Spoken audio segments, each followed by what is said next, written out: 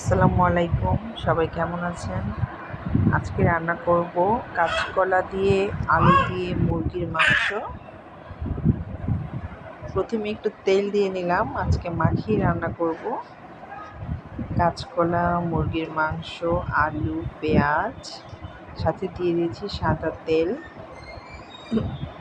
এখন আমি দিয়ে দিব একটু মশলা, আদা, রসুন, হলুদ, লবণ, জিরা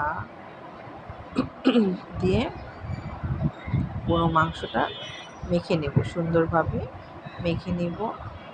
সামান্য একটু পানি দিব, একটু পরে পানি দিয়ে ভালোভাবে কষাতে হবে মাংসটা।